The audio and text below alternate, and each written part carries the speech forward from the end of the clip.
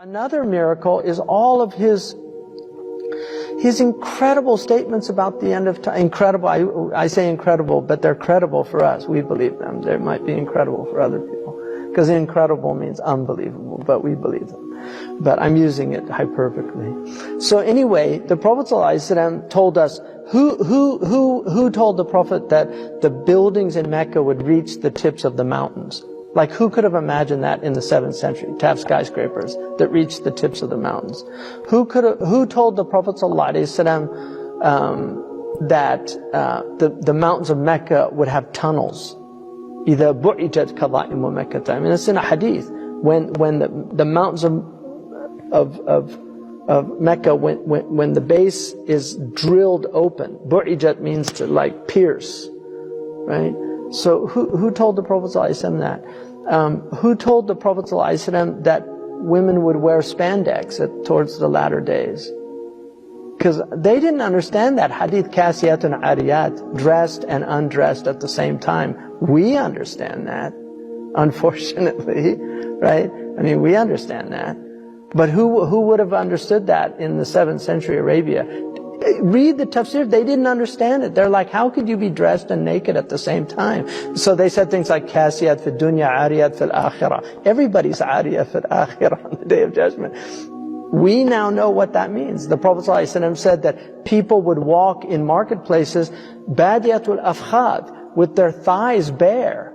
Civilized people never do that. Primitive people don't create marketplaces. Primitive people barter. You know, they live they don't have marketplaces. That's the difference between civilized, one of the differences between civilized and, so he's talking about people in aswaq, in malls, walking with shorts on.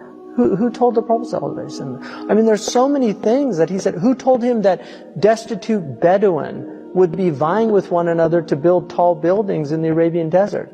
Who told him that all this money would come to the Arabian Peninsula? Who told him that the Arabian Peninsula would be turned into gardens and have green, I mean, it was desert. Like, now you go and you can see these amazing gardens. I mean, they actually have skiing in Dubai. Like, they have snow. So all these things, I mean, the Prophet ﷺ, he told all these things, and I'm just like, you read the signs of the end of time, and you're like, it's not like Nostradamus, you know, where it has to be interpreted. These are like clear signs. I mean, the Prophet ﷺ said that children, he said, al-mataru sayakunu qayda. Like, rain would be acidic. Qayd means to burn. Who told him about acid rain? And then who told him, sallallahu alayhi wasallam, about, I mean, we know, I'm just saying rhetorically, you know, that these for us, these are all signs. He said, وَالْوَلَدُ غَيْدَ, the child would be filled with rage.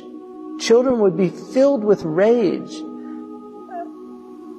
It's amazing. And he said, يَفِيضُ اللِّئَامُ فَيْضَ وَيَغِيظُ الْكِرَامُ غَيْدَ. He said that the low people would be everywhere. And he said noble people would diminish. They would just begin to disappear. He said, how will you be when you're amongst the leftovers of humanity? Like, the party's over. It's all the crumbs and the scraps. I mean, just look how people dress. Look how people have always dressed nobly throughout human history. Nobody ever dressed like modern people. Nobody in history. Romans had togas. You know, the Persians had their robes. You know, all these people, I mean, even native peoples had their feathers and because they knew, they had some sense of what human beings are. Now people walking around, they walk around they pay hundreds of dollars for rags. They pay hundreds of dollars for rags. What's happened to human beings that this is their state? I mean, you have to marvel at the leftovers. It's just amazing. But there were days, I mean, look, there were days when heroes walked the earth. Like now, they want to, every hero they just have to tear down. Everybody of any distinction, they have to tear them down. They have to destroy them. They have to expose them, show how they're just like everybody else. There's nothing special about them. You know, this is a sickness of people. It's all this leveling. And You know, there were great people, and I've sat with sanctified souls. I know it. I've been in their company. I've been in their presence. I've felt their hal. You know, so these are real. They're real, and the awliya are real. The people of Allah are real, and the lovers of the Prophet ﷺ, they know what they have, and they know what they have in their hearts. And the people that don't have that, they don't know. But Abu Hanifa said, if kings knew what we had, they would send their armies to take it from us.